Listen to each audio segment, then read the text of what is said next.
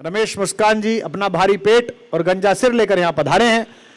मैं उनसे अनुरोध करता हूं कि अपना पार्थिव शरीर उठाएं। आप जोरदार तालियों के साथ उनका स्वागत करें। मैं सरस्वती को प्रणाम करता हूं, आप सबकी पावन उपस्थिति को प्रणाम करता हूं। बहुत शानदार परिचय मेरा दे दिया गया है, एक बार तालियां वालियां बजा दीजिए।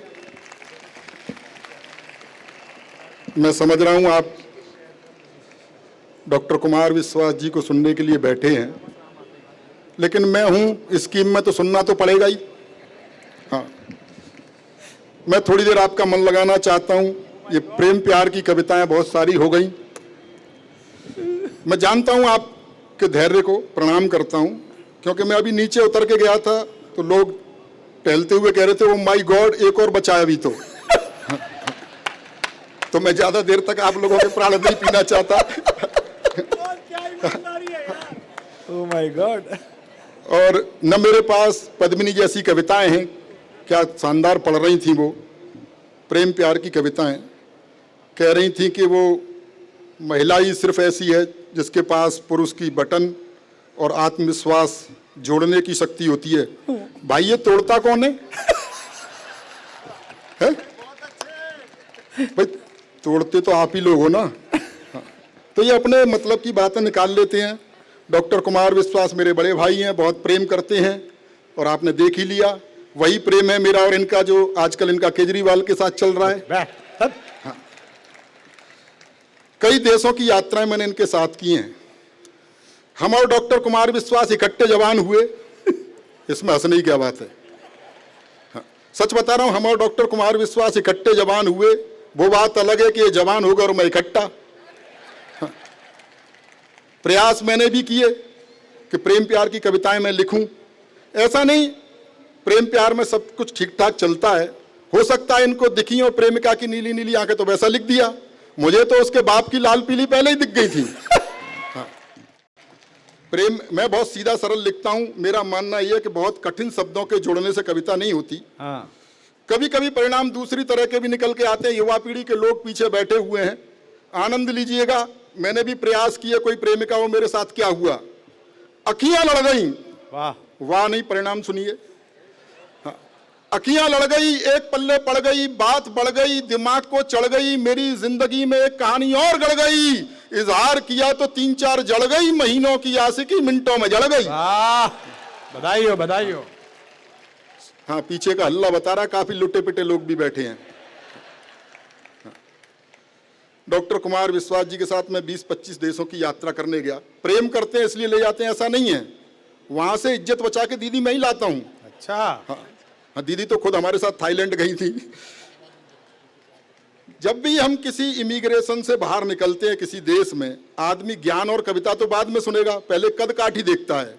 जैसे ये बाहर निकलते हैं, विदेशी ने देखते हैं और कहते हैं भारत में भुखमरी है। बाद में मैं निकलता हूं तो समझ जाते हैं क्यों है। इनके साथ वीआईपी सुरक्षाएं, वीआईपी सुविधाएं हमें मिल जाती हैं। आजकल Y+ श्रेणी की सुरक्षा मिली हुई है। भीड़ से बचाने के लिए कमांडो आ जाते हैं, घेरा बनाओ घेरा बनाओ। मेरे पास भी आ जाते हैं, घेरा बनाओ घेरा बनाओ। मैंने कहा भैया इनका बनाओ, मेरा तो बना हुआ है। मैं 1-2 व्यंग्य छणिकाओं से आपको जोड़ना चाहता हूं, जैसी मैं कविताएं लिखता हूं। गीत गजल, नीरज जी बैठे हुए हैं, प्रणाम करता हूं। नीरज भाई, गीत गजल से मेरा कोई नाता है नहीं। गजल सुनने के बाद ऐसा लगता है, आप गजल ध्यान से सुनिए जज साहब, कभी गजल सुनिए एकांत में, तो ऐसा लगता है अपनी 10-15 प्रेमिकाएं थीं और वो छोड़ के चली गई। पिछले दिनों में जगजीत सिंह साहब की गजल सुन रहा था तो मुझे लगा मेरी पत्नी, मेरी प्रेमिका मुझे छोड़ के चली गई, तो मैं 1 घंटे रोया। बाद में याद आया यार अपने तो कोई प्रेमिका थी ही नहीं, तो 2 घंटे रोया। फिर याद आया कि यार अपन तो शादीशुदा हैं, तो पूरी रात रोया। युवा पीढ़ी के लोग बैठे, एक व्यंग्य छणिका आप तक पहुंचाना चाहता हूं। देश की बड़ी समस्या और देश की क्या पूरे विश्व की एक बड़ी समस्या, उसे रेखांकित करना चाहता हूं। व्यंग्य का विद्यार्थी हूं, बात आप तक पहुंच जाए। रोजगार की समस्या कि सेना की भर्ती की लाइन में खड़े एक बूढ़े को देखकर, सेना की भर्ती की लाइन में खड़े एक बूढ़े को देखकर ऑफिसर गरमाया। उसने बूढ़े से कुछ इस तरह फरमाया, बुढ़े शमशान प्रतीक्षा कर रहा है और तू सेना में भर्ती हो रहा है, क्या दिमाग में कीड़े पड़े हैं? तो बूढ़े का जवाब था, नंबर आते आते बूढ़े हो गए तो हम क्या करें, लाइन में तो जवानी से खड़े हैं। बहुत बहुत धन्यवाद, बात आप तक पहुंची। मैं सीधे सीधे हास्य व्यंग का एक गीत आप तक पहुंचाना चाहता हूं। डॉक्टर साहब को बहुत बहुत बधाई देना चाहता हूं कि उन्होंने हिंदी के कवि बुलाए, ये इतना बड़ा उत्सव करवाया। कहीं ना कहीं संस्कारों को आप जिंदा रखे हुए हैं, भारतीय संस्कृति को जिंदा रखे हुए हैं। भारतीय संस्कृति पर पाश्चात्य संस्कृति जो प्रहार कर रही है उसको रेखांकित करते हुए मैंने एक गीत लिखा है। इसकी भूमिका में बताना चाहता हूं, एक संस्कारवान किसान का बेटा पढ़ने के लिए विदेश चला गया और वहां उसका प्रेम एक मॉडर्न लड़की से हो गया जो पूरी तरह पाश्चात्य रंग में रची बसी थी। और रची बसी क्या थी? लिपि पुती थी। कुछ दिनों बाद उसे लगा कि इसके साथ मेरा निर्वहन नहीं हो सकता, इसके साथ नहीं निभ सकती, तो उसने उसे पत्र लिखा कि मैं तुम्हें प्यार नहीं दे पाऊंगा। और क्यों नहीं दे पाऊंगा, सारे तर्क उसने उसमें लिखे, वो आप तक पहुंचाना चाहता हूं। एक बार तालियां बजा करके माहौल दे दीजिएगा। बहुत अच्छे, स्वागत, पढ़िए। जो उसने लिखा, ओ कंप्यूटर युग की छोरी, ओ कंप्यूटर युग की छोरी, मन की काली तन की गोरी, किंच तो अपनी बाहों का गलहार नहीं दे पाऊंगा, करना मुझको माफ, मैं तुमको प्यार नहीं दे पाऊंगा। ओ कंप्यूटर युग की छोरी। बहुत अच्छे। क्यों नहीं दे पाऊंगा, तर्क सुनिए। हाँ, कि तुम फैशन टीवी सी लगती, मैं संस्कार का चैनल हूँ। बहुत अच्छे। तुम फैशन टीवी सी लगती, मैं संस्कार का चैनल हूँ। तुम मिनरल वाटर की बोतल, मैं गंगा का पावन जल हूँ। तुम करो गाड़ियों की मांगे, मैं पाँव पाँव चलने वाला। तुम हेलोजन सी जलती हो, मैं दीपक सा जलने वाला। क्या बात है। तो चमक दमक वाला तुमको संसार नहीं दे पाऊंगा, करना मुझको माफ, मैं तुमको प्यार नहीं दे पाऊंगा। यो कंप्यूटर युग की छोरी। बहुत अच्छे। ताली वाली बजाते रहिए, कोई आसाराम बापू की कथा नहीं हो रही है ये। हाँ, हाँ, आप समझ रहे हैं, कभी काम पे लगा दिए। और तक सुनिएगा। लड़की मॉडलिंग करती है कि तुम रैंप पर देह दिखाती हो, मैं संस्कार को जीता हूँ। वाह। तुम रैंप पर देह दिखाती हो, मैं संस्कार को जीता हूँ। जब तुम्हें देख सीटी बजती, मैं घूंट लहू का पीता हूँ। तुम सदा स्वप्न में जीती हो, मैं हूँ यथार्थ जीने वाला। तुम जाम टकीला पीती हो, मैं हूँ मट्ठा पीने वाला। वाह। तो फास्ट फूड भी मैं तुमको हर बार नहीं दे पाऊंगा, करना मुझको माफ, मैं तुमको प्यार नहीं दे पाऊंगा। यो कंप्यूटर युग की छोरी। वाह। कि तुम क्लॉक अलार्म से न जगो, मैं कॉकबांग से जगता हूँ। कॉकबांग से। तुम क्लॉक अलार्म से न जगो, मैं कॉकबांग से जगता हूँ। तुम डिस्को की धुन पर नाचो, मैं राम नाम ही जपता हूँ। तुम डैडी को अब डैड कहो, अंग्रेजी की भी अंग्रेजी। तुम डैडी को अब डैड कहो, मम्मी को मॉम बताती हो।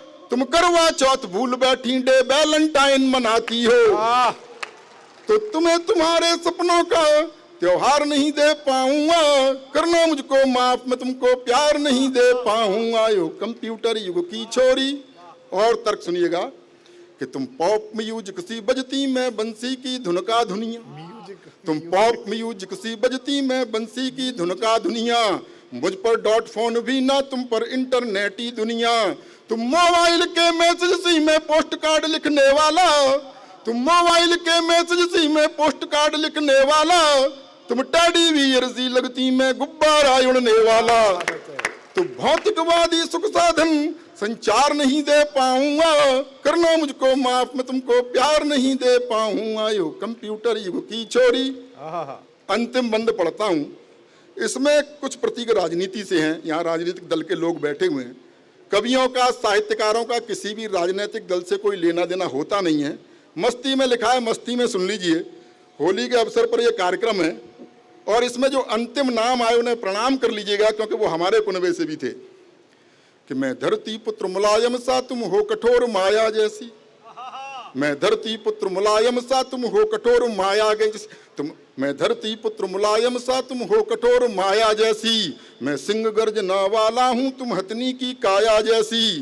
तुम सब कुछ अपना हार चुकी, तुम सब कुछ अपना हार चुकी, मैं जीता हुआ जुआरी हूँ। तुम इटली की रानी जैसी, मैं देसी अटल बिहारी हूँ। तो तुमको अपने जीवन की सरकार नहीं दे पाऊंगा, करना मुझको माफ, मैं तुमको प्यार नहीं दे पाऊंगा। बहुत अच्छे।